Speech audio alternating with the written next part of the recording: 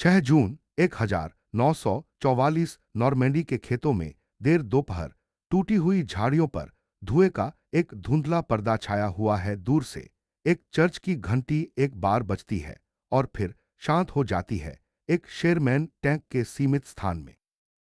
22 वर्षीय प्राइवेट जो जॉनसन की पीठ से पसीना टपक रहा है, अंदर से धातु, तेल और आशंका की गंध आ रही है। गियरस्टिक पकड़ते ही उसकी उंगलियां सफेद हो जाती हैं, लगभग मारे गए एक बम की गूंज अभी भी उसके कानों अनुस्वर में गूंज रही है। कुछ ही फीट की दूरी पर एक गोला फटा था, जिससे उनके कवच पर धूल और मलबा बिखर गया था। चालक दल घबराहट में चिल्लाता है, बंदूक जाम हो गई है। मुख्य दरवाजा हिलने का नाम नहीं ले रहा है। अब पास के जंगल से एक जानी पहचानी और अशुभ ध्वनि आती है, एक टाइगर टैंक की गहरी धीमी गड़गड़ाहट। उसके नीचे की जमीन उसके विशाल ट्रैक के हर घुमाव के साथ गूंजती हुई प्रतीत होती है, जो गनर एलिस को चिल लाते हुए सुनता है। हम इससे आगे नहीं भाग सकते। लोररमिच फंसे हुए ब्रीच को छुड़ाने की कोशिश में साइड पैनल को गालियां देता और जोर जोर से पीटता है। टैंक कमांडर सामने छाए कोहरे पर स्थिर होकर हो गया है। दूसरी तरफ टाइगर अपनी तैयारी कर रहा है। हर कोई मान रहा है कि जो आगे बढ़ेगा, हमला करेगा, भाग जाएगा या कम से कम छूटने की कोशिश करेगा। फिर भी जो एक अनोखा काम करता है वह रिवर्स गियर लगाता है चुपचाप। वह लीवर को वापस दबाता है और शेरमैन झटके खाता है। ट्रैक घूमते और घूमते हैं, मिट्टी और जड़ों को हिलाते हुए। जैसे ही टैंक धुंध में पीछे हटता है, चालक दल दर्द से नहीं बल्कि आश्चर्य से ची लाता है, क्या तुम पागल हो? जो निरुत्तर अविचलित रहता है, वह साइड मिरर पर ध्यान केंद्रित करता है, हर उतार चढ़ाव, हर परछाई की झिलमिलाहट को नापता है। धुएं के धुंध के ठीक पीछे टाइगर हिलता है धीरे धीरे, सटीक। अजय जो आगे जो करता है वह सब कुछ बदल देगा, क्योंकि अगले 10 मिनट में केवल अपनी सहज बुद्धि, साहस और एक ऐसी रणनीति का इस्तेमाल करते हुए जिसका विवरण किसी मैनुअल में कभी नहीं दिया गया। हाँ, वह हिटलर के एक नहीं बल्कि 2 खूंखार टैंकों को नष्ट कर देगा, और वह भी पीछे की ओर चलाते हुए। और इससे पहले कि यह खत्म हो, वह फिर कभी आगे नहीं बढ़ेगा। वह कायर जिसने रिवर्स में महारत हासिल कर ली नॉर्मैंडी से पहले, युद्ध शुरू होने से पहले, जब खेत नरक में तब्दील नहीं हुए थे। जो जॉनसन नेब्रास्का के सीवार्ड काउंटी का एक किसान था, उसने अपनी जवानी अपने पिता के साथ ट्रैक्टरों की मरम्मत करते हुए बिताई, यह समझते हुए कि इंजन कैसे काम करते हैं और पहिए वजन कैसे उठाते हैं। उसकी कुशलता इतनी थी कि वह मुर्गी के बारे में जॉन डियर को बिना एक भी बाल्टी पलटे चला सकता था। फिर भी यह युद्ध नहीं था, यह कच्ची सड़कें और डीजल था। 1942 की गर्मियों में जो सेना में भर्ती हो गया, जो सैनिकों की आम धारणा से बिल्कुल मेल नहीं खाता था, लंबा, फिर भी दुबला पतला, संकोची, कभी ऊंची आवाज में नहीं बोला, शायद है ही कभी शराब पीता, कभी जुआ नहीं खेला। बुनियादी प्रशिक्षण के दौरान उसके साथियों ने उसे स्लोपोक जो नाम दिया, बाद में उन्होंने इसे एक और तीखा उपनाम दे दिया, बैकट्रैक। जो यह उसकी हर अभ्यास, युद्धाभ्यास और लाइव फायर अभ्यास में अपने टैंक को पीछे की ओर मोड़ने की अजीबोगरीब आदत के कारण था। सार्जेंटों को यह व्यवहार बहुत गुस्सा दिलाता था। लुइसियाना में प्रशिक्षण के दौरान एक सार हलनचेट ने चिल्लाकर कहा, जॉनसन, क्या तुम पीछे की ओर गाड़ी चलाकर युद्ध जीतने की योजना बना रहे हो? जो चुप रहा और अपनी हरकतें जारी रखीं। वह घात लगाकर हमला करने वालों से दूर हट गया, पैरों की संकरी कर तारों से उल्टे रास्ते से आगे बढ़ा। अपने पीछे क्या है, इसकी पूरी तरह से जानकारी रखते हुए, जो भोजनावकाश के दौरान अपने साथियों की आगे की ओर बढ़ने की दिनचर्या से हटकर अपने शेरमैन टैंक को बजरीवाल ही सड़कों पर पीछे की ओर चलाते थे। उन्होंने दर्पणों के माध्यम से भूभाग को समझने में अपने कौशल को निखारा और पीछे की ओर जाते समय 28 टन के वाहन के भार के हिलने की अनुभूति में महारत हासिल की, जो यूनिट का है कई लोगों को भय का संकेत लगता था, फिर भी जो न तो निडर थे और न ही लापरवाह, वे गौरव की चाहत से दूर रहते थे और न ही किसी नष्ट हो चुके पेंजर पर विजयी भाव से खड़े होकर कैमरों के लिए हाथ हिलाने की उनकी कोई इच्छा थी। इसके बजाय उनकी महत्वाकांक्षा अपने दल के प्रत्येक सदस्य की सुरक्षित वापसी सुनिश्चित करना था। इसे हासिल करने के लिए उन्होंने केवल रणनीति से आगे बढ़कर मनोविज्ञान और जर्मन टैंक का सिद्धांत का अध्ययन किया।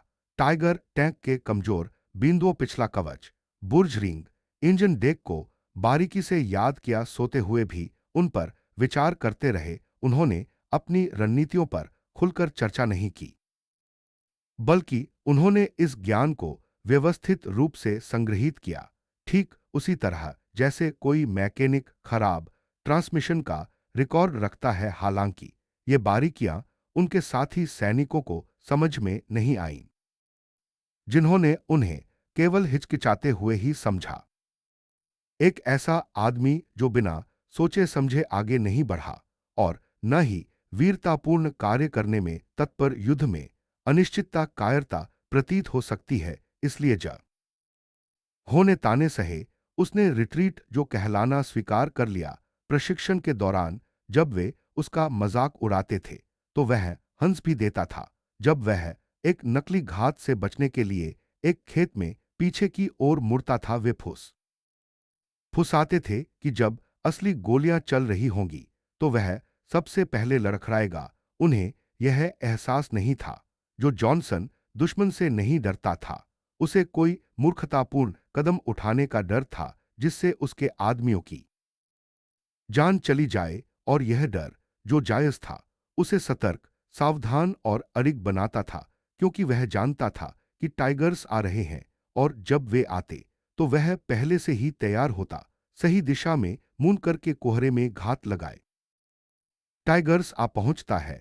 नॉर्मैंडी लैंडिंग के 3 दिन बाद परिदृश्य रेत और समुद्र से हटकर झाड़ियों और घातक जालों में बदल गया। फ्रांसीसी ग्रामीण इलाका टैंकों के लिए कोई आश्रय स्थल नहीं था। सन करी गलियां प्राचीन पत्थर की दीवारों से घिरी हुई थीं।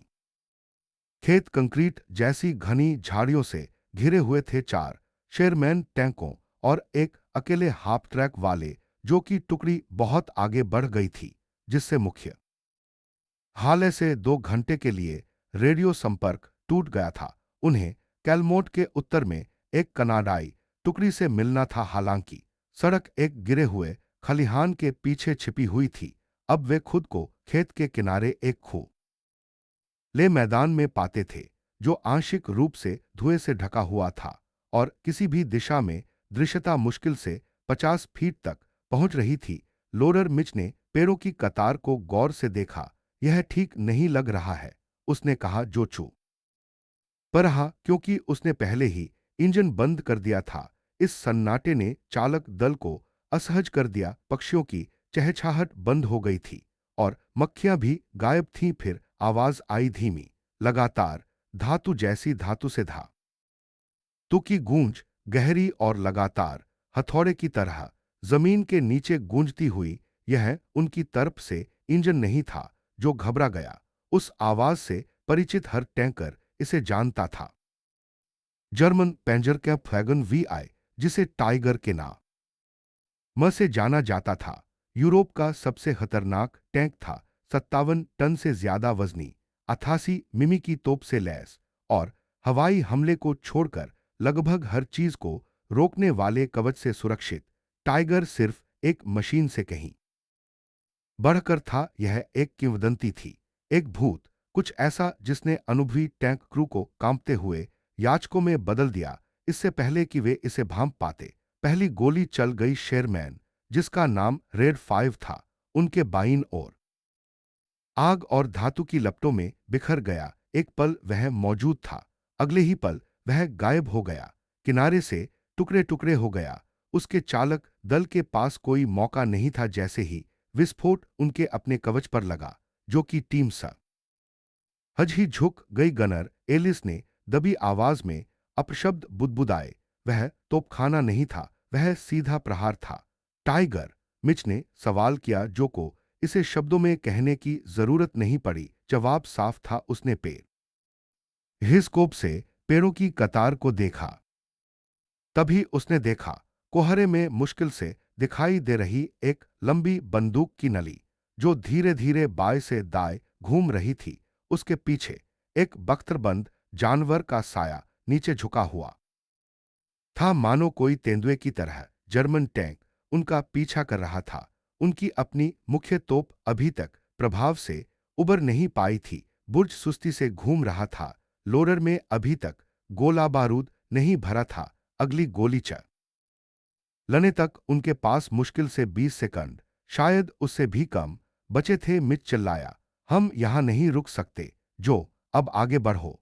लेकिन जो स्थिर रहा। उसने पेरिस्कोप की तरफ देखा, फिर उनके पीछे के इलाके की तरफ। एक हल की ढलान, कीचड़ भरी और बेतरतीब, फिर भी खुली। वह पेड़ों के एक झुरमुट में ले गई, ज्यादा नहीं, लेकिन कुछ समय बचाने के लिए पर्याप्त। टाइगर मुड़ने लगा। जो ने अपना फैसला किया। उसने गियर लीवर पकड़ा और उसे रिवर्स में कर दिया। पहली रिवर्स किल, शेरमैन पीछे हट गया।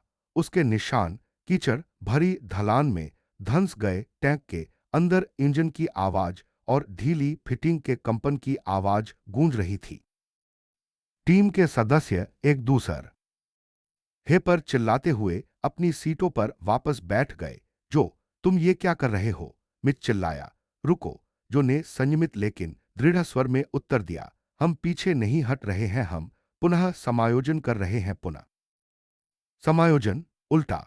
बहस का कोई समय नहीं था। उनके ठीक सामने एक और जर्मन गोला फटा, जिससे उनके पेरिस्कोप दृश्य पर मिट्टी बिखर गई। टैंक कांप उठा। यह आवाज जमीन को चीरती हुई बिजली की गड़गड़ाहट जैसी था।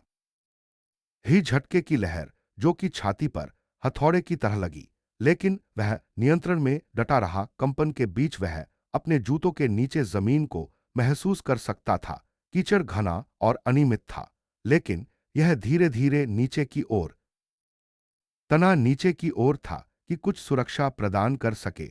उसने धुएं और धूल के बादलों के बीच टैंक को पीछे की ओर मोड़ा, थोड़ा सा मोड़ा, ताकि नष्ट हुए रेड 5 उनके दाहिने हिस्से को ढक सके। टाइगर ने फिर से गोली चलाई। गोली उस जगह से होकर गुजरी जहां कुछ क्षण पहले जो का टैंक था। टक्कर से मिट्टी और धातु के टुकड़े हर जगह उड़ गए। अंदर एलिस ने खुद को रोकने से पहले बुदबुदाया, काश हम वहीं रुक जाते। जो ने कोई जवाब नहीं दिया। उसका ध्यान उसी में लगा हुआ था। पेरिस्कोप से पेड़ों का कोलाहल, धुआं, रोशनी की झिलमिलाहट और फिर अंधेरा दिखाई दे रहा था। फिर भी जो अपने सामने के दृश्य को नहीं देख रहा था, वह ही देख रहा था जो टाइगर चालक देख रहा था। अनिश्चितता, गतिविधि, धुंध में डूबे उद्देश्यों का एक भनवर। एक जिद्दी शेरमैन जो अपेक्षित दिशा से भटक गया था। उसके विचारों में वह वाक्य गूंज रहा था जो उस के पिता अक्सर उसे पुराना खेत ट्रैक्टर चलाते समय दोहराते थे। पीछे मुड़ने का राज पीछे मुड़कर देखना नहीं है, बल्कि यह याद करना है कि तुम कहां थे। अब ये शब्द उसकी चेतना में धड़क रहे थे, जैसे दिल की धड़कन। जो ने एक बार फिर लीवर खींचा, शेरमैन को कोहरे में और गहराई तक धकेल दिया। उसने रेड 5 के जले हुए अवशेषों को क्षणिक छिपने के लिए इस्तेमाल करते हुए एक तेज बाई मोड़ लिया था। दुश्मनों को लगा कि उन्होंने आखिरी खतरा खत्म कर दिया है, इसलिए वे धीरे धीरे आत्मविश्वास से आगे बढ़ने लगे, शिकारियों की तरह जो शिकार खत्म होने पर आगे बढ़ते हैं। लोडर, जो ने आदेश दिया। मिच ने कवचभेदी गोला लगाया। जो ने जवाब दिया, कवचभेदी की परवाह मत करो, मुझे उच्च विस्फोटक दो। मिच क्षण भर रुका, फिर मान गया, समझ गया। टाइगर फिर से ऊपर आया। धुएं से एक विशाल साया उभर रहा था, उसकी अथासी मिमी की तरह। होप व्यवस्थित सटीकता के साथ चल रही थी, हर हरकत धीमी, सोची समझी और दुष्टतापूर्ण थी। जो ने कमांडर के गुंबद को घूमते हुए देखा, जो पीछे छूट गए लोगों की तलाश में था। एक क्षण के लिए उनकी आंखें एक दूसर है से मिली। शिकारी और शिकार केवल एक ही पीछे हटेगा। जो ने क्लच लगाया, जिससे शेरमैन लड़खड़ा गया। चालक दल ने तैयारी की और तेज गति से पीछे हटते हुए छिद्रित गढ़ों के चारों ओर टेढ़े मेढ़े रास्त हे बनाए। एलिस ने, जो के नेतृत्व में बुर्ज क्रैंक को पकड़ रखा था। एलिस, मैं यहां से स्पष्ट निशाना नहीं लगा सकता, तुम्हें मिल जाएगा, बस भरोसा रखो। उसने सहजता से स्टीयरिंग बदली, उनके नीचे की जम हीन को महसूस करते हुए। पटरियों पर कीचड़ चिपका हुआ था, हवा में डीजल का धुआं भारी था, हर झटका पतवार में गूंज रहा था, इंजन तनाव में कराह रहा था। सब कुछ के बावजूद जो ने अपना संयम बनाए रखा। उसने टाइग रा को धोखा देने की कोशिश की, जिससे उसे यकीन हो जाए कि अमेरिकी पीछे हट रहे हैं। परछाई से उसे देखते हुए उसने उसकी प्रगति देखी। विशालकाय आकृति आगे बढ़ी, बुर्ज घूमकर उनकी स्थिति को निशाना बना था, जो लगभग महसूस कर सकता था कि जर्मन गनर उसकी नजरों के पीछे मुस्कुरा रहा है। चलो, जो ने धीरे से कहा, मेरे साथ बने रहो। टाइगर ने गोली चलाई, गोला तेजी से गुजरा और उनके पीछे एक पहाड़ी से टकर हाकर फट गया, जिससे धूल और आग का एक बादल बन गया। गर्मी शेरमेन के पिछले कवच पर फैल गई, जिससे चालक दल के सदस्य वेंट से रिश्ते धुएं से दम घुटने लगे। यह बहुत करीब था। मिच बुदबुदाया, जो ने कोई जवाब नहीं दी, या उसने रिवर्स गियर तेज कर दिए, गियर पर दबाव डालकर उन्हें चीखने पर मजबूर कर दिया। मौके के बिल्कुल किनारे पर उसने नियंत्रण हटा दिए और टैंक को एक संकरी ढलान पर बगल में मोड़ दिया। टाइगर ने ठीक योजना के अनुसार उसका पीछा किया। जर्मन टैंक ढलान पर धीरे धीरे आगे बढ़ा, उसकी तोप नीचे की ओर झुकी हुई थी, दृश्यता बनाए रखने की कोशिश में। हालांकि इस कार्रवाई से इसका कमजोर स्थान उजागर होगा, या इसके पतवार के पिछले हिस्से का निचला हिस्सा। जो ने तुरंत उसे पहचान लिया और चिल्लाया, रुको! शेरमेन पटरियों की चीख के साथ रुक गया। पतवार पर कीचड़ छिड़क गया। 9 बजे निशाना। जो चिल्लाया, कवच भेदी गोले से लदा हुआ। एलिस ने पुष्टि की, जो पहले से ही बंदूक को संभाल रहा था।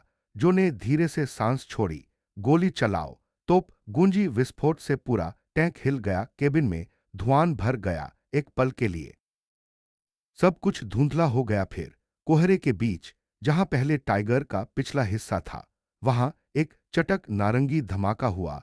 एक सीधा प्रहार जर्मन टैंक पहले तोड़ा और फिर उसके गोला बारूद में आग लगने से फिर से फटकर या विस्फोट जंगल में गरज की तरह हुआ, जिससे पक्षी और पत्ते हर जगह बिखर गए। कवच के टुकड़े बरस रहे थे, गीली जमीन से टकराने पर फुफकार रहे थे। जो के टैंक के अंदर सब कुछ शांत था। चालक दल के सदस्य स्तब्ध हलंत होकर एक दूसरे को देख रहे थे। उनकी आंखें चौड़ी हो गई थीं, मुंह खुले हुए थे। क्या हमने अभी? मिच ने कहना शुरू किया। हाँ, एलिस ने धीरे से कहा, हमने किया। जो भावशून्य रहा, क्योंकि उसने अभी अभी टाइगर को आग की लपटों में घिरते देखा था। उसके चेहरे पर आग की रोशनी नाच रही थी, उसकी आंखों में छोटे छोटे सूरज की झलक। फिर से लोड करो, वह धीरे से बोला, अभी हमारा काम पूरा नहीं हुआ है। रेडियो से कड़कड़ाहट की आवाज आई, फिर एक कमजोर सी आवाज आई। एक और शेरमैन कमांडर उनके पीछे कहीं छिपा हुआ था। यूनिट ब्रावो, रिपोर्ट, हम पर गोलीबारी हो रही है। एक टाइगर पेड़ों की कतार में है। जो ने माइक लिया, एक टाइगर गिर हाँ और मदद के लिए आगे बढ़ा। आवाज रुक गई। दोहराओ, क्या तुमने एक टाइगर को मार गिराया? जो ने दोहराया नहीं, उसने रणनीति बदल दी थी। जैसे ही वे धुएं से पीछे हटे, चालक दल ने आखिरकार फिर से सांस लेना शुरू कर दिया। मिच ने चिंता से हंसते हुए अपना सिर हिलाया। पीछे हटो। जो है भगवान, यार, तुम असल में नाजियों से उल्टा लड़ने की योजना बना रहे हो। एलिस मुस्कुराया, अपने माथे से पसीना पोंछते हुए। जब हम भागेंगे तो मैं इसका जश्न मनाऊंगा। जो चुप रहा, उसका ध्यान पीछे, या यूं कहें कि आगे की ओर रहा। उनके पीछे का युद्ध क्षेत्र आग और कोलाहल से गूंज रहा था। दुश्मन तेजी से फिर से इकट्ठा हो जाएगा। आश हलनचर्य का क्षण धीरे धीरे समाप्त हो रहा था। उस क्षणिक क्षण में कुछ बदल गया। खूंखार टाइगर, जो सभी मित्र सैनिकों के लिए आतंक था, अब अजेय नहीं रहा। उसे हराया जा सकता था, उसे आग लगाई जा सकती थी। रेरी यो स्थिर आवाजों से गूंज रहा था। निर्देशांक, आदेश, अव्यवस्था चिल्ला रही थी। जो ने ज्यादा ध्यान नहीं दिया, बल्कि विचार और रणनीति बनाने में लगा रहा। एक बार उल्टी रणनीति कामयाब हो गई थी, लेकिन अगली बार दुश्मन अपनी रणनीति बदल देगा। उसे तेजी से सोचना होगा, चतुराई से पैंतरेबाजी करनी होगी और इलाके के हर फायदे का फायदा उठाना होगा। मिच ने उसकी आंखों में झांक कर देखा। तुम हेन पता था कि यह कामयाब होगा, है ना? जो ने हल्के से कंधे उचकाए। मुझे पक्का नहीं पता था, बस अंदाजा था कि हो सकता है यह बेतुका है, शायद, लेकिन सीधे सीधे मर जाने से तो बेहतर है। एलिस ने घबराकर धीरे से कहा, समझ रहे हो जो, जब तुमने कहा था कि पीछे हटकर लड़ाई जीतने वाले सिर्फ हम ही होंगे, तो मुझे लगा कि तुम मजाक कर रहे हो। मैं जिंदा रहने की बात कभी मजाक में नहीं सोचता, जो ने जवाब दिया। दूर से होलियों की आवाज झाड़ियों में गूंज रही थी। हवा जले हुए ईंधन और जली हुई घास की गंध से भरी हुई थी। साथ ही दूर से एक विस्फोट की गड़गड़ाहट भी सुनाई दे रही थी। दूसरा टाइगर टैंक वहां अपनी खोज जारी रखे हुए था। जो ने नियंत्रण को मजबूती से थामे रखा और कहा, चलो चले, हमारे आगे काम है। जैसे जैसे शेरमैन कोहरे में आगे बढ़ा, चालक दल इंजन की धड़कन के साथ ताल मिलाते गए। धातु और वीरता का एक सुरीला संग हित। उन्हें पता भी नहीं था कि यह तो बस शुरुआत थी। 20 मिनट से भी कम समय में जो जॉनसन की दुस्साहसिक रिवर्स रणनीति नॉर्मंडी के हर मित्र शिविर में फुसफुसाती कहानी बन गई। गौरव में उनके अविश्वास के बावजूद भाग्य ने पहले ही उनके नाम को किसी बड़ी उपलब्धि के लिए अंकित कर दिया था। अवज्ञा का एक अकेला कार्य जो धुंध छंटने के बाद भी लंबे समय तक गूंजता रहेगा, क्योंकि युद्ध में साहस केवल आगे नहीं बढ़ता, कई बार यह अपना रास्ता भी बदल देता है। रिवर्सर, एक किंवदंती का जन्म हुआ। टाइगर टैंक के मारे जाने की खबर धुएं के छंटने से भी तेजी से फैली। जो रेडियो पर बहुत कम बोलते थे, लेकिन फिर भी खबर फैल जाती थी। एक शेरमैन टैंक ऑपरेटर, जिसे बाद में जो कहा गया, ने पीछे हटते हुए एक टाइगर टैंक को सफलतापूर्वक नष्ट कर दिया था। यह छोटी सी बात अक्सर दोहराई जाती थी, लगभग मजाकिया अंदाज में, मानो कोई चुटकुला हो। क्या तुमने सुना? किसी आदमी ने अपना टैंक टाइगर टैंक पर चढ़ा दिया और उसे ध्वस्त कर दिया। जैसी टिप्पणियां आम थीं, रात होते होते वह द रिवर्सर के नाम से जाना जाने लगा था। जो उप नामों पर ध्यान नहीं देता था, बल्कि उसका मन दूसरे टाइगर टैंक में ही लगा रहता था। वे झाड़ियों से घिरे एक खोखले स्थान में छिपकर पीछे हट गए थे और अतिरिक्त सैनिकों का इंतजार कर रहे थे। एक टैंक नष्ट हलंत हो गया, दो अन्य क्षतिग्रस्त हो गए। उनके पहुंचने पर यूनिट के कमांडर लेफ्टिनेंट कीटिंग ने कीचड़ से सनी जो की जीप से घटना के बारे में पूछताछ की। तुमने सचमुच एक टाइगर टैंक को नष्ट कर दिया?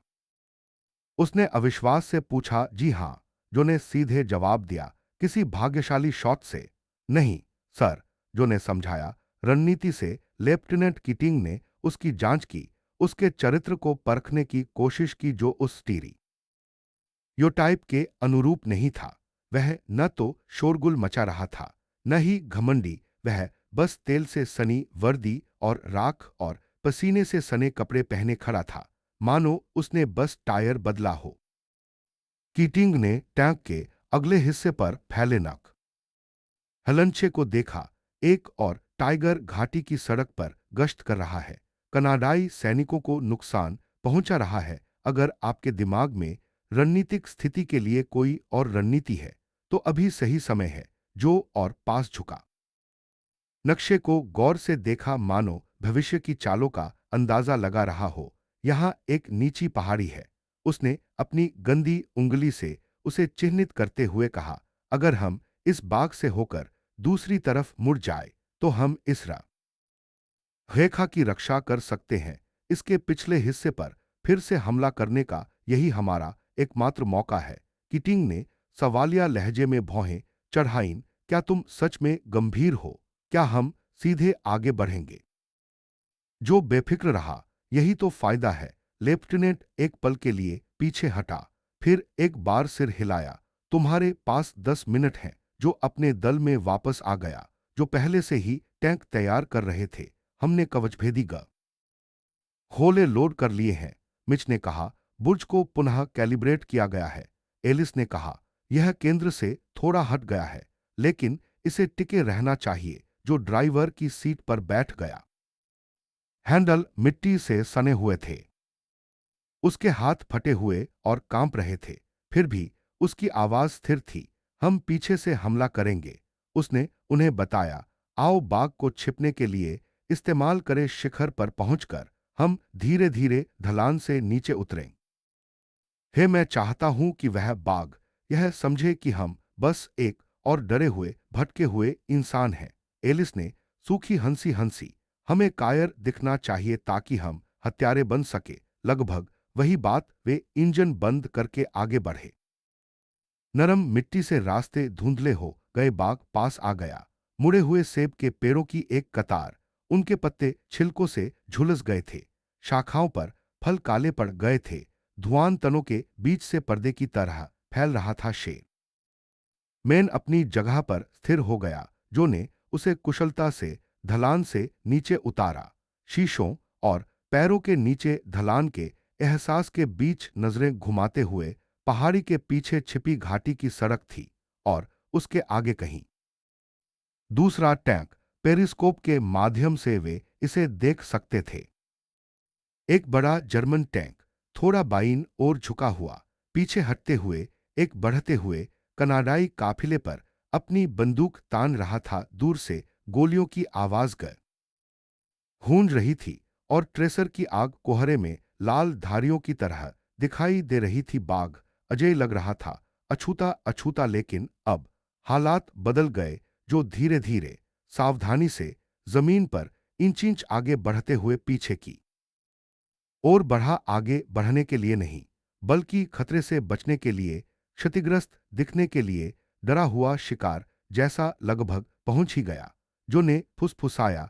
एलिस बुर्ज के साथ तैयार था, और मिच के पास अगला गोल हाँ था। टैंक की हर मांसपेशी तनावग्रस्त थी। फिर जो ने उसे देखा, वह क्षण जब बाघ ने अपना निशाना समायोजित किया। उसका पिछला कवच भाग्य द्वारा नियत एक निशान की तरह दिखाई दिया। गोली चलाओ, जो ने आदेश दी। या तोप गूंजी। कहानी जारी है।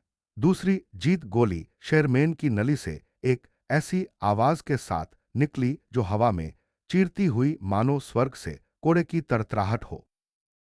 एक पल का सन्नाटा छा गया। फिर बाघ की पीठ से एक हलंत वाला भड़क उठी, एक सटीक प्रहार। फिर भी यह उस राक्षस को परास्त करने के लिए पर्याप्त नहीं था। प्रक्षेप्य इंजन कंपार्टमेंट के ऊपर लगी जाली को भेदता हुआ अंदर घुस गया, जिससे आग भड़क उठी। फिर भी बाघ आगे बढ़ता रहा। वह कांपता रहा, मुड़ा, और उसमें चोट के निशान दिखाई दिए, लेकिन उसने हार नहीं मानी। उसके बुर्ज ने एक धीमा अशुभ घुमाव शुरू कर दिया। जो के टैंक के अंदर कोई बातचीत नहीं हुई। फिर से लोड करो कवचभेदी, जो ने आदेश दिया। इस पर पहले से ही काम चल रहा है, मिच ने जवाब दिया। उसके हाथ गर्मी से झुलस रहे थे। बुर्ज तनाव से कराह उठा। एलिस क्रैंक से जूझ रहा था, प्रतिरोध से जूझ रहा था। धूल और जरूरत से ज्यादा इस्तेमाल ने हाइड्रोलिक्स को धीमा कर दिया था। अब अपने पीछे छिपे खतरे को भांपते हुए बाघ पूरी तरह मुड़ गया। जर्मनों को एहसास हुआ कि वे अब भूतों का पीछा नहीं कर रहे थे। यह एक कुशल शिकारी था जो उनका पीछा कर रहा था। स्थिर रहो, जो बुदबुदाया। उनका शेरमैन टैंक ढलान पर आंशिक रूप से छिपा हुआ था। उसका पिछला हिस्सा टूटे हुए पेड़ों के तनों के पीछे छिपा था और उसका अगला हिस्सा जलत हे हुए बाघ के खोल की चमक में नहाया हुआ था। तभी एक जर्मन तोप ने गोली चलाई। एक गोला बाल बाल बचकर उनके पीछे एक पत्थर की दीवार से टकराया। शेरमैन विस्फोट से कांप उठा, जो ने अपनी जीभ काट ली। खून की धार महसूस करते हुए, अभी गोली चलाओ वरना सब खत्म, मिच चिल्लाया। एलिस, जो ने कहना शुरू किया, लेकिन एलिस ने तुरंत कार्रवाई की। तोप से दूसरी गोली निकली। एक चमक, एक बहरा कर देने वाला धमाका। इस बार गोला नीचे, बुर्ज के नीचे कवच प्लेटों के बीच लगा और ऐसे फटा मानो उसे इसी पल का इंतजार था। टाइगर सिर्फ फटा नहीं, वह बिखर गया। बुर्ज हवा में उड़ गया जैसे कोई फेंका हुआ हेलमेट हो हर दरार से लपटे। अनुस्वर निकल रही थी। टैंक तिरछा होकर सड़क के किनारे से टकराया। अंदर के विस्फोट जोरदार धमाकों में गूंजे और एक पल के लिए आग नीली हो गई, जो के शेरमेन के अंदर चालक दल सदमे में जम गया। टाइगर, वह किंवदंती, वह भयानक जानवर जिससे हर मित्र सैनिक डरता था, अब नहीं रहा। जलता हुआ क्षतविक्षत पराजित मिच पतवार से टकराकर भारी हो गया। उसके हाथ कांप रहे थे। दो गिरे, दो खूनी बाघ। एलिस बेचैनी से हंसा, फिर गला साफ किया, फिर बस आग को घूरता रहा। जो चुप रहा, आग को देखता रहा। उसका चेहरा रहस्यमय था। तभी एक जबरदस्त झटका आया। एक अनजान जर्मन तोपखाना, शायद बेतरतीब ढंग से या बस बदकिस्मती से, उनके बाएं ट्रैक से मुश्किल से 10 फीट की दूरी पर फटा। टैंक अपनी स्प्रिंगों से उखड़ गया। प्रकाश, ध्वनि और ऊष्मा का एक प्रवाह चालक दल पर किसी अवरोध की तरह टूट पड़ा। सब कुछ सफेद हो गया। जो के कान बज उठे। उसका सिर व्यूपोर्ट से टकराया। उसने अपनी पसलियों पर गर्माहट महसूस की। गर्मी नहीं, गीली गर्माहट।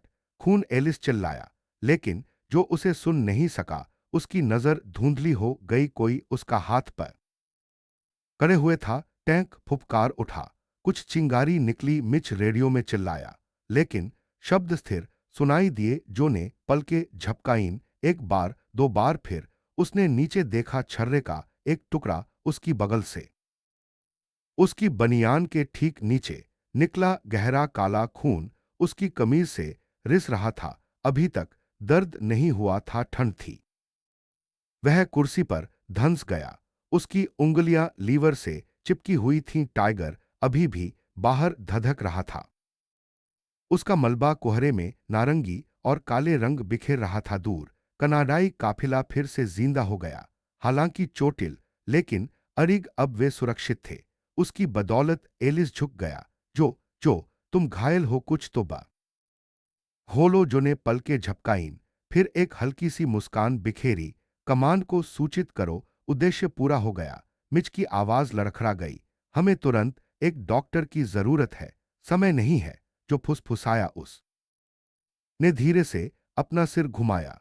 पीछे लगे छोटे से शीशे में झांका। धुआं, आग, कीचड़, तबाही का एक निशान जो पहाड़ी के पार बाग से होते हुए पहले टाइगर तक पीछे की ओर जाता था। उन्होंने जो कुछ हासिल किया था वह सब जो उसने पार किया था। उल्टे जो ने एक हल्की कमजोर हंसी निकाली। जाहिर है मैंने नाजियों से उल्टे रास्ते से लड़ाई लड़ी थी।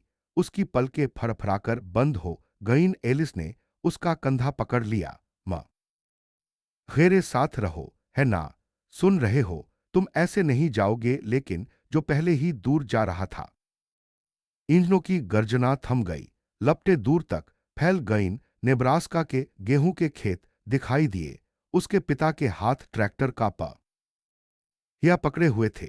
हवा में डीजल और ताजी मिट्टी की खुशबू फैल रही थी। उसने आखिरी बात कही, मेरी मां को खबर दे देना। मैं पीछे नहीं हटा। मैं आगे बढ़ा, फिर सन्नाटा छा गया। कोई नायक वापस नहीं लौटा। जब रेडियो शांत हुआ, तब भी उनके चारों ओर युद्ध जारी रहा। घाटी के उस पार दूर तक तोपें अभी भी गड़गड़ा रही थीं। क्षितिज पर धुआं किसी घूंघट की तरह फैल रहा था। हवा जले हुए धातु और गैसोलीन की गंध से घनी थी, एक ऐसी गंध जो उनकी त्वचा पर हमेशा के लिए रह जाएगी। शेरमैन टैंक कीचड़ में आधा डूबा पड़ा था। उसका कवच जर्जर और गरहेदार था। उसकी बंदूक की नली अभी भी आखिरी गोली से गर्म थी। चालक दल चुप हो गया का ने को कुछ नहीं बचा था। एलिस हैच से आधा बाहर निकला, सांस लेने के लिए संघर्ष कर रहा था। दूर से उसने विजय के जयकारे सुने।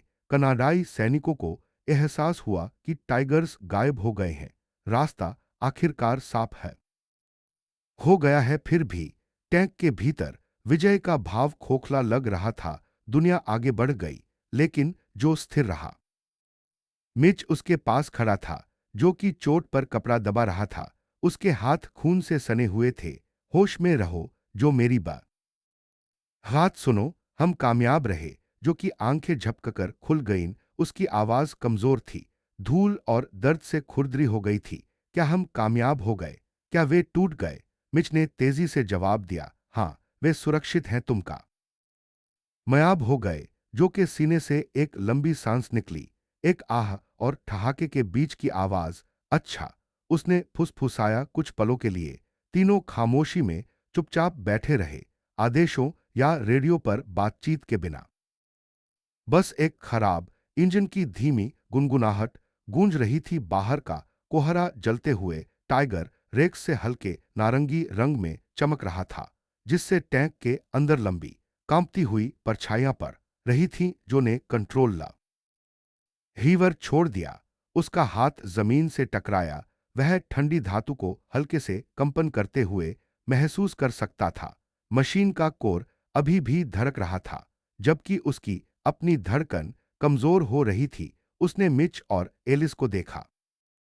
उसकी आंखें धुंधली थीं, लेकिन उनके चेहरे साफ दिखाई दे रहे थे।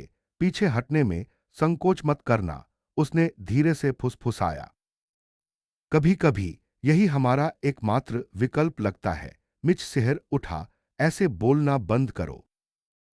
पूर्ण विराम। फिर भी जो ने धीरे से मुस्कुराया, एक छोटी संयमित मुस्कान जो दर्शाती थी कि उसे पहले से ही होश था।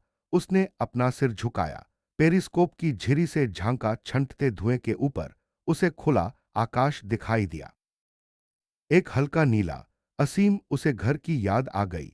गर्मियों में नेब्रास्का, पुराने ट्रैक्टर से आती डीजल की खुशबू, आटे से सने उसकी मां के हाथ। शाम को झिंगुरों की आवाज। एक पल के लिए वह फ्रांस के आसपास भी न ही था, वह घर था। युद्ध के मैदान का शोर एक हल्की गुनगुनाहट में बदल गया, जैसे गियर धीरे धीरे बंद हो रहे हों। उसकी सांसें उथली हो गईं। उस पर खून अब गर्म नहीं लग रहा था। उसकी उंगलियां एक बार फड़की, अनुस्वर मानो आखिरी बार गियर एडजस्ट कर रही हो। फिर उसका हाथ स्थिर हो गया। इंजन फड़फड़ाया, खांसा और रुक गया। काफी देर तक चालक दल स्थिर रहा। बस टूटे पेड़ों से गुजरती हवा की आवाज सुनाई दे रही थी। अंत तह एलिस ने अपना सिर झुका लिया। मिच कांपते होठों के साथ जमीन की ओर देख रहा था। उस पार सूरज की रोशनी कोहरे को चीरती हुई घाटी पर रोशनी डाल रही थी।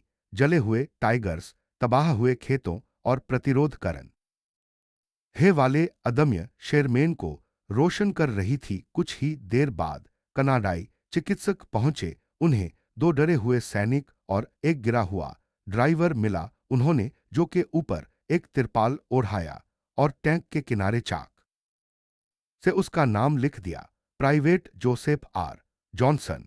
युद्ध में मारा गया कनाडाई उस दिन की बहादुरी को याद तो करेंगे, लेकिन उसे शब्दों में बयां नहीं कर पाएंगे। युद्ध के सबसे दुर्जयी टैंक से लड़ने वाले व्यक्ति का सम्मान कैसे किया जाए। पीछे मुड़कर उस रात जब धुआं छंटा और नॉर्मैंडी में शांति लौट आई, एलिस ने अपनी डायरी में एक पंक्ति लिखी जो सालों तक किसी और ने नहीं पढ़ी। वह कभी वीर नहीं दिखा, उसने बस हमें मरने नहीं दिया। वह पीछे नहीं हटा, उसने हालात को फिर से व्यवस्थित किया। 2 हफ्ते बाद जो को कमोड के पास एक छोटे से सेब के पेड़ के नीचे दफना दिया गया। उसकी कब्र की पहचान एक साधारण लकड़ी के क्रॉस और उसकी नींव पर रखे एक हेलमेट से थी। कनाडाई सैनिकों ने सेवा का संचालन करने का फैसला किया। उसकी अपनी टुकड़ी युद्ध क्षेत्र में इतनी आगे थी कि वह वहां उपस्थित नहीं हो सकी। कोई भाषण नहीं दिया गया, कोई पत्रकार मौजूद नहीं था, कोई दिखावटी सैन्य अंतिम संस्कार नहीं था। बस बाग में हवा की हल्की सरसराहट और मिट्टी में फावड़ों की धीमी खरोंचें सुनाई दे रही थीं। फिर भी उसके कारनामों की चर्चा तेजी से फैल गई। यह दावा किया गया कि उसने 10 मिनट से भी कम समय में 2 बाघों का सफाया कर दिया। यह दावा किया गया कि उसने पूरी लड़ाई में पीछे की ओर युद्धाभ्यास किया। यह तर्क कर दिया गया कि उसने 37 आदमियों को बचाया और एक ऐसा रास्ता बनाया जिसने रुकी हुई वापसी को एक आक्रामक जवाबी हमले में बदलने में मदद की। पहले तो अधिकारियों ने इसे अफवाह ही समझा, जब तक कि उन्होंने मलब है का निरीक्षण नहीं किया, आदमियों से बातचीत नहीं की, एक बाघ टैंक के भीतर एक टैंक कमांडर की जली हुई लाश नहीं देखी और मित्र देशों की वापसी की रेखाओं से चिह्नित युद्ध मानचित्र पर ध्यान नहीं दिया। ठीक वहीं जहां जो ने उन्हें रोका था। घर पहुंचकर यह कहानी नेब्रास्का के सीवार्ड काउंटी के स्थानीय अखबार तक पहुंची। शीर्षक में लिखा था, घर में पले बढ़े किसान ने फ्रांस में रणनीतिक रूप से मुश हलंत किलो को पार कर लिया। टेलीग्राम आने की जानकारी न होने पर भी उसकी मां इसे पढ़कर रो पड़ी। युद्ध विभाग ने बाद में उनके कार्यों की पुष्टि की और उन्हें मरणोपरांत सिल्वर स्टार से सम्मानित की। या प्रशस्ति पत्र में शत्रु की सीधी गोलाबारी के बीच असाधारण रणनीतिक तात्कालिकता पर प्रकाश डाला गया था। हालांकि उनके साथ लड़ने वालों ने इसे रणनीति नहीं बल्कि साहस कहा। इस घटना के बाद अग्रिम मोर्चे पर तैनात सैनिकों ने मजाकिया तौर पर रिवर्सल ड्रिल्स अपनाना शुरू कर दिया, जिसमें पीछे की ओर पीछे हटने का अभ्यास और धुएं का इस्तेमाल करके छिपे हुए क्षेत्र बनाना, बाघों की कमज होरियों का असामान्य कोनों से फायदा उठाना शामिल था। आधिकारिक प्रशिक्षण पुस्तिकाओं में जो का जिक्र नहीं था, लेकिन टैंकरों के बीच वह एक खास सोच के प्रतीक बन गए। साहसी, नवोन्मेषी, साधन संपन्न, फिर भी सोच समझकर, ऐसी सोच जो जान बचाती है। युद्ध समाप्त होने पर सैनिकों की एक टीम ने उस पहाड़ी पर एक पत्थर के स्मारक के साथ जो के लकड़ी के क्रॉस को फिर से स्थापित कर दिया। ग्रेनाई ट पर केवल 3 वाक्य उकेरे गए थे। प्राइवेट जोसेफ आर जॉनसन वह पीछे नहीं हटा, बल्कि उसने बाधाओं को चुनौती दी। वह युद्धक्षेत्र जहां वह एक बार फिर खामोश हो गया, जंगली फूलों और जंग लगी धातु से सजा हुआ। हालांकि हर साल नॉर्मैंडी ब्रेकआउट की सालगिरह पर एक कनाडाई पूर्व सैनिक प्रकट होता था। वह अपने साथ बोरबॉन की एक छोटी बोतल लाता और उसे पत्थर पर रखकर कुछ देर के लिए शांत चिंतन में बैठ जाता, यह जानते हुए कि अभिलेखों में क्या खुलासा नहीं हुआ है। जो ने केवल एक बाघ को नहीं रोका, उसने भय को हावी होने से रोका। क्या आप चुनौती देने की हिम्मत करेंगे? आमतौर पर युद्ध की कहानियां पदकों, स्मारकों या जुलूसों के साथ समाप्त होती हैं, लेकिन यह नहीं। यह नॉर्मैंडी की एक ढलान पर समाप्त होती है, जहां एक जर्जर शेरमैन टैंक अभी भी घास के नीचे खड़ा है। उसके निशान अपनी जगह पर स्थिर हैं, जो गौरव की ओर नहीं बल्कि उससे दूर ले जा रहे हैं। उलट जो जॉनसन ने संस्मरण नहीं लिखे, वह अपनी कहानी सुनाने के लिए घर नहीं लौटे। वह बिना किसी पत्र, भाषण या युद्ध क्षेत्र की घोषणा के चले गए। इसके बजाय उन्होंने एक रास्ता छोड़ा, एक ऐसा रास्ता जो ऐसे विकल्पों से चिन्हित था जिन्हें चुनने का साहस किसी और में नहीं था। एक अपरंपरागत रणनीति जिसका कोई भी मैनुअल निर्देश नहीं दे सकता था। पूर्णविराम एक अकेला उदाहरण जहां सहज वृत्ति भागने के लिए चीख रही थी, फिर भी वह रास्ता बदलकर अड़िग रहा। यह लापरवाही लग रही थी, शायद आत्मघाती भी, लेकिन यह सफल साबित हुआ भाग्य के कारण नहीं, श्रेष्ठ शक्ति का है कारण नहीं, बल्कि इसलिए कि उसने वह अनुभव किया जो दूसरों ने नहीं देखा। कभी कभी बहादुरी आगे बढ़ने के बारे में नहीं होती, कभी कभी यह उल्टे गियर के धीमे घिसाव जैसा लगता है। कभी कभी 37 लोगों की जान बचा ना किसी नाटकीय हॉलीवुड हमले से मेल नहीं खाता। और कभी कभी वह व्यक्ति जिसका आपने प्रशिक्षण के दौरान उपहास किया था, वह नाम बन जाता है जिसे आप सारी उम्मीदें खत्म होने पर बुदबुदाते हैं। तो सवाल उठता है, एक ऐसी दुनिया में जो प्रगति की सराहना करती है, क्या आप रुकने का साहस करेंगे? क्या आप डर से नहीं, बल्कि इसलिए दिशा बदलने का साहस करेंगे क्योंकि यह आपके पीछे आने वालों की सुरक्षा का एकमात्र तरीका है? क्योंकि वीरता हमेशा आगे बढ़ना नहीं होती, कभी कभी यह पीछे हटने जैसा होता है। कभी कभी सही समय पर सावधानी से पीछे हटना जरूरी होता है। आपको सबसे ज्यादा किस बात ने चौंकाया? नीचे अपने विचार साझा करें और जॉनसन जो द रिवर्स को हमेशा याद रखें।